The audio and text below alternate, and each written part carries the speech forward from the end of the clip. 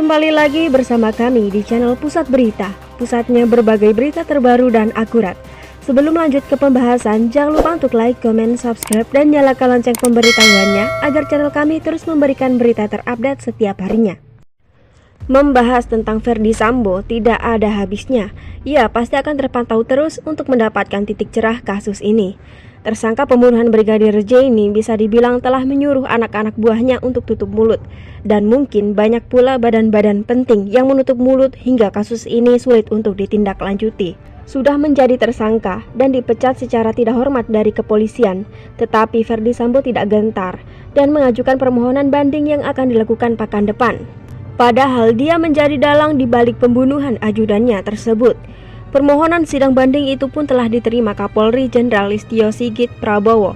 Tak hanya pengajuan banding yang bikin kontroversial, tetapi juga ungkapan dari pakar psikologi ini yang membuat kita bergidik ngeri.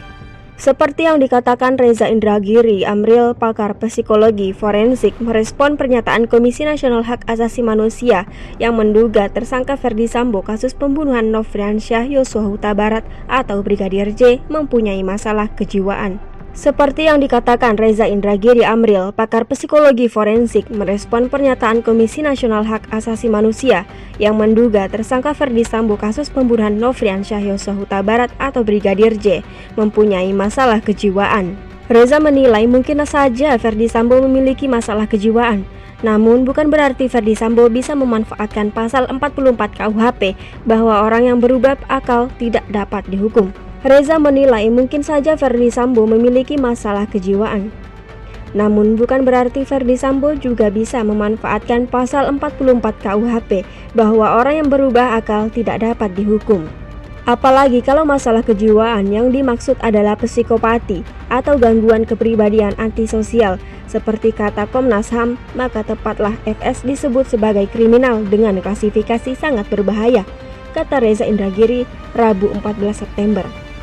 Dia sebagai psikopat memiliki kepribadian Machiavellianisme yang diistilahkan sebagai dark triad, manipulatif, pengeksploitasi, dan penuh tipu muslihat, sambungnya.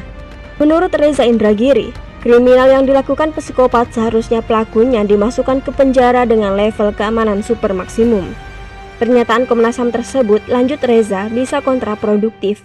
Dia menjelaskan riset mutakhir menunjukkan bahwa psikopati bukan berakar sebatas pada dimensi perilaku ataupun kepribadian, tetapi adanya bagian otak yang memang berbeda dari orang-orang non-psikopat. Jadi, dengan kondisi otak dari sananya yang memang sudah seperti itu, mereka memang tuna perasaan karena menjadi psikopat ternyata bisa dipahami sebagai sesuatu yang terkodratkan. Kondisi psikopati malah bisa dipakai sebagai salah satu bahan pembelaan diri, jelas Reza. Reza membeberkan, khusus pada populasi kepolisian, psikopati terbentuk dari subkultur menyimpang di dalam organisasi kepolisian itu sendiri, serta mudahnya personel melakukan penyimpangan tanpa dikenai sanksi. Jadi, gimana pendapat kalian tentang ini? Komen di bawah ya, dan ikutin terus video kami seterusnya. Terima kasih dan sampai jumpa.